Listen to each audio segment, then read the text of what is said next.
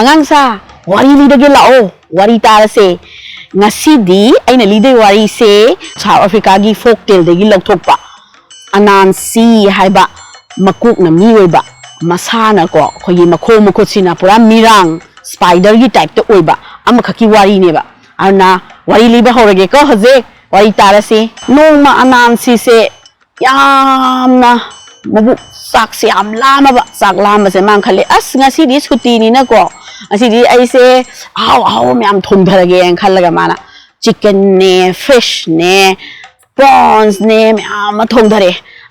manam ba se duk si bana lore ma se matin je o tare as ai se sak lama na khang ngam dre charage na para mana sak se thidu ga mana kainogi dining table mathak se phajana thamme chicken thong baga adagi fish thong baga adagi prawns ka se loi thamme ga ma se sak se charage na phamdare mana phajana makhut masa hamdo erga ma se sak se tot pa horega sak se charage maya da chakhom je chang na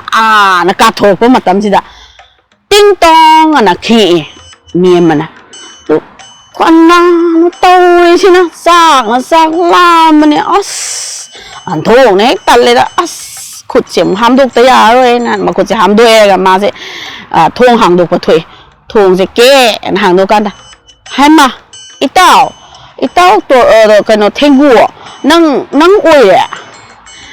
thengu na itao Anansi thengu je tapi da na aduna itao Anansi ai se market ta chalu bani wa bana loire aduna ne ai ngahak ta potha ge na lak pani na khoida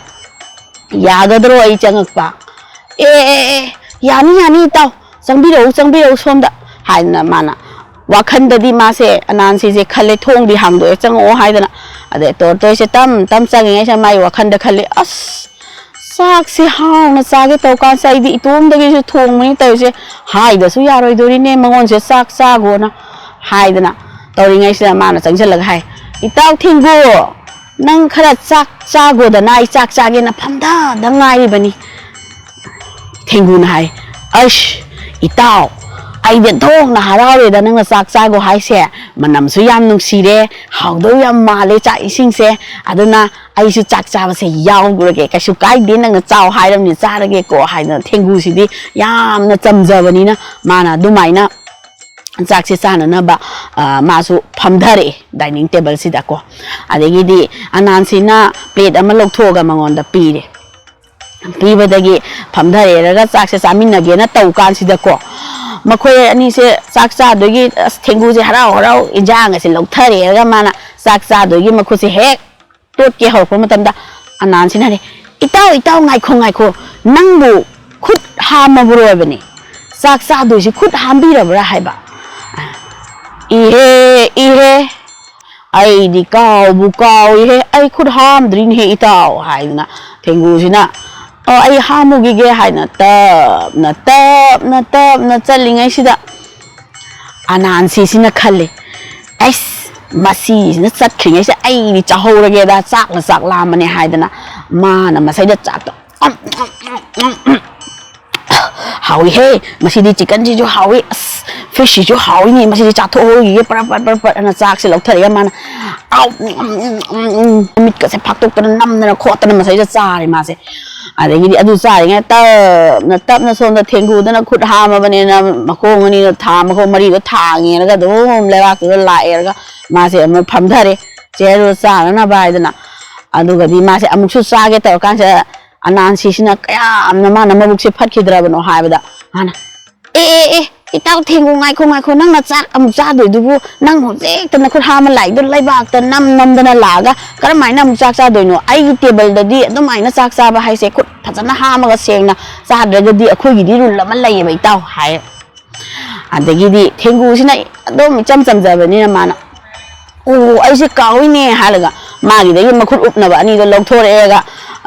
khao dagi adu ma se tap na mu chat laga ma khut ham ba chat li ngai sida ꯁꯣꯝꯗꯗꯤ ꯃꯥꯗꯤ ꯍꯔꯥꯎꯃꯟꯒꯦꯗꯅ ꯑꯅꯥꯟꯁꯤꯁꯤꯅꯅꯦ ꯃꯕꯨꯛꯁꯦ ꯐꯠꯇꯕꯅꯦ ꯃꯥꯗꯤ ꯆꯥꯊꯣꯛꯎꯔꯒꯦ ꯃꯁꯤꯗ chicken ꯃꯈꯣꯡ ꯑꯅꯤꯈꯛ ꯌꯥꯎꯔ ꯁꯤꯝꯇꯪꯒ ꯆꯥꯊꯣꯛꯍꯧꯈꯤꯒꯦꯅ ꯑꯗꯒꯤꯗꯤ ꯑꯁ ꯐ꯭ꯔꯤꯖꯀꯁꯦ ꯃꯥ ꯂꯣꯏ ꯆꯥꯊꯣꯛꯑꯦ ꯂꯣꯏ ꯇꯦꯡꯈꯩ ꯆꯥꯊꯣꯛꯑꯦ ꯆꯥꯛ ꯈꯤꯇꯪ ꯈꯛꯀ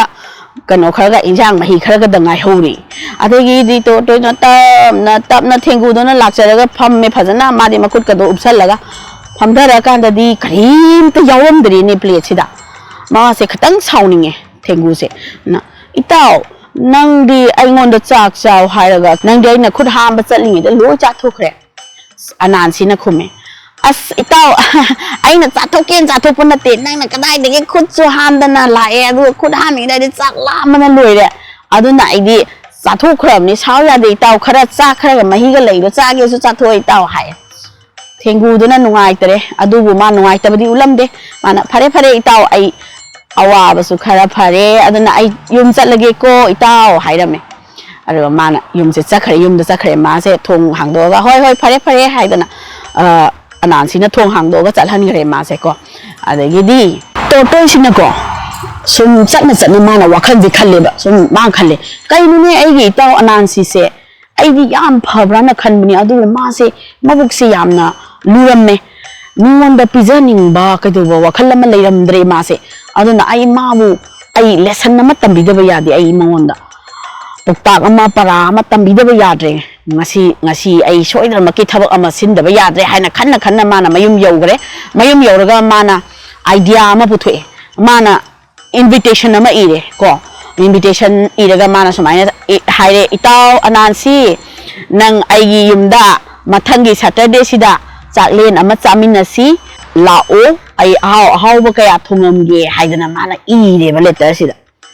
invitation sida ko adegi di mana maduido anansi gi mayumda nungalaga mana ka hojiki invitation se thadharami mai post box ta ko thadharama ma se chakre ani anansi se ma thulaga magi post box ama laibado thonganda gate ta laibado he hangdoga yeng ada mana yeng kanda kanagi invitation no ama laen he nungai ni da kanano ne haida mana yeng kan sida itaw tortoise ki invitation ni ne aidi Saturday sidi nungai dori da how bacha dori ado sa kam ta kaim ta breakfast ka saroi ai tom pukse khali tang tho chatlage moi ekta chatharu rage na khalle ma se jangare harau adegi di Saturday numit sida thangjan numit sida ko ma se phajana haugalak pada ma harau haugalega ma dress up ka tawsalaga ma se magi matau thenggu dugi manakta chaptogi ready tawre nagiri lambi da ma se hui khongda lai nungai nga sidi haurani mokogi taw thenggu dudi changjang thong su yam haibani ai de tanga sidi katharage na ma se ta chale nagiri thenggu sidi kadai da leige da noi khangi da na ising da leiba magi mayung du ising manung da leiba ne da ising manung da leiba da mana thajana table mathak sida magi mayunggi manung sida sana na mayam do mari ekta magi ko chicken fish prawns egg curry ekta laijaba ga dugo fish tu su ko makal mayam tawga mana table sida sandu ga ne thamamme ba hajiki anansi sina man tawbudu ure ba mathak tagi ko sana thakna mayam do ashaurani da ai as changjal lage chongdarage ising sida haidana ma se phan launa chongda kan sida anansi di mai duna mi oijabai wani makhong makhotudi pura kainoni na mirang ni na ma tawga leirabado madi manung da changdrabado ising manung da adai di ma sina kari ising je changbu ya de sak lamane makha dagi di thenggu da nei taw lau sak sa se lau nang lak yam nungai de lau loina loidana leire na kaure adagi di ma se upai le tana ma para ising je ka khalaga magi kanogi jacket manungi duda pocket tu da mana nung mayam de loi hapse leraga mana phan law chong thorak makhada duk kana chong thoraga ma se manung da yaure adai tortoise ki magi yum du da yauraga ma se harau itaw charasi chak charasi ai su chak yam lame ngasi di breakfast su charakte ai di kayum charaktre haga magi kana sina thenggu sina kaisu kai de itaw charasi ado phamda biro haidan hai anegi di anasina itaw nang cha ya du mali manam nung si bane hai na ma se salau na phamda ga sa gen taw ka sida ꯊꯦꯡꯒꯨꯁꯤꯅ ꯍꯥꯏꯔꯦ ꯇꯥꯎ ꯑꯗꯨꯕꯨ ꯅꯪ ꯍꯧꯖꯤꯛ ꯆꯥꯛꯁꯦ ꯆꯥꯒꯤꯅꯨ ꯉꯥꯏꯈꯣ ꯑꯩꯈꯣꯏꯒꯤꯗꯤ rule ꯑꯃ ꯂꯩ ꯑꯩꯈꯣꯏꯒꯤꯁꯨ ꯅꯤꯌꯣꯝ ꯑꯃ ꯂꯩ ꯌꯨꯝꯒꯤ ꯅꯪ ꯂꯤꯠꯂꯤꯕ ꯀꯣꯠꯇꯣ ꯖꯦꯀꯦꯠꯇꯣ ꯂꯧꯊꯣꯛꯑꯒꯅꯦ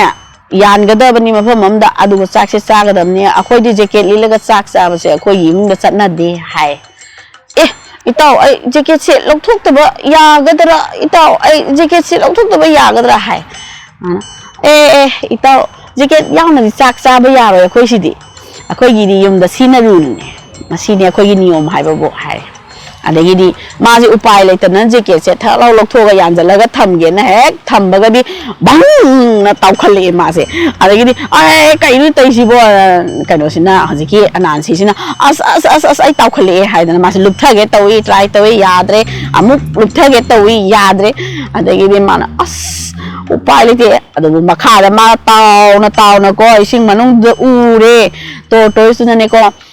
chicken amung lokalaga chai fish tu makan je amung lokalaga chai nga thongba chicken thongba dagidi prawns thongba yerum thongba loina chare mana matin or tara leire adaidi moi mari loi cha na mana tortoise na upai le tamina itaw nang lup tharak trabani na upai le te bye bye na tore ko ma se kamai to ge da kakhale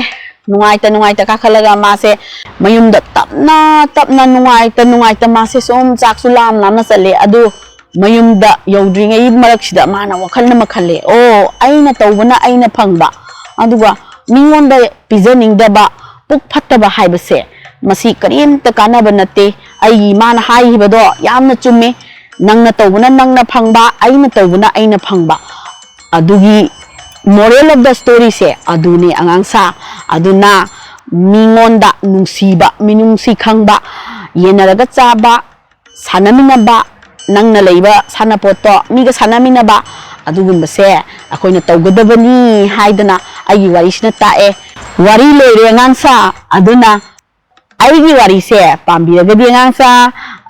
like tawbiro subscribe to biro mathang hapage mayam gidamakta wari makan hapage aduga comment